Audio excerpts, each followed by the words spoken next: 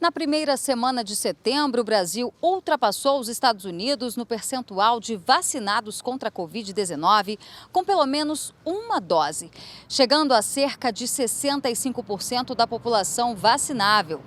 Totalmente imunizados, já são cerca de 70 milhões de pessoas.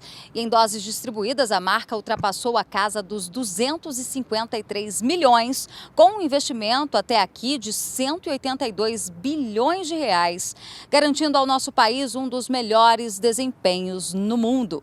O presidente da República comemorou os números tão expressivos e que representam a exata medida do esforço de um governo que luta há quase um ano e meio para driblar as guerras de narrativas e ataques sem fundamento da velha mídia e de opositores. Enquanto eles acusam Bolsonaro de negacionista, os números e os fatos mostram que a realidade é outra e não pode ser escondida aos olhos dos brasileiros.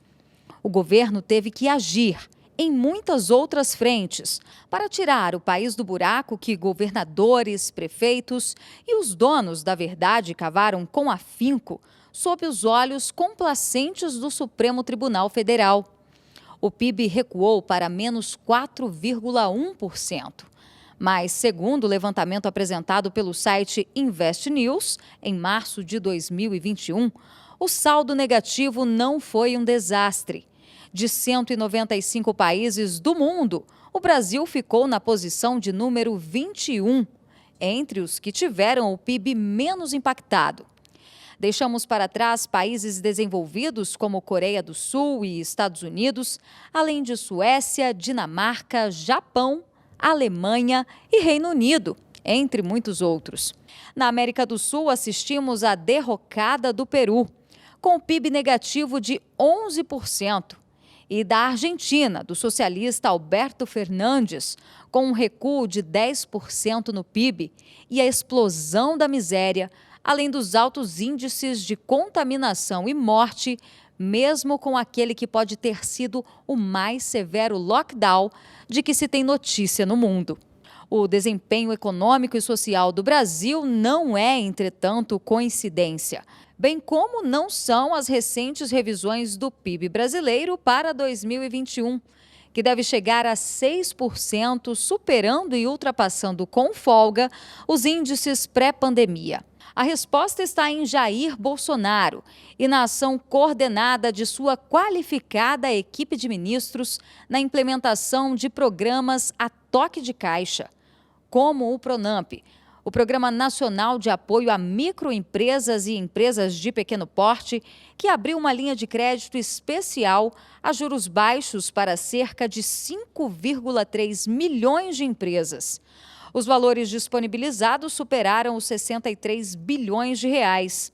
Muitos empregos foram salvos, mas até quem perdeu seu trabalho e ficou sob o risco de não ter como colocar comida na mesa, acabou salvo pelo Executivo, no programa de auxílio emergencial. Desde abril do ano passado até o final deste ano, o governo já terá pago 16 parcelas mensais que chegaram até R$ 600. Em 2020, 68 milhões de brasileiros foram beneficiados. E agora, em 2021, já com a economia em recuperação, 45 milhões ainda recebem os valores do programa.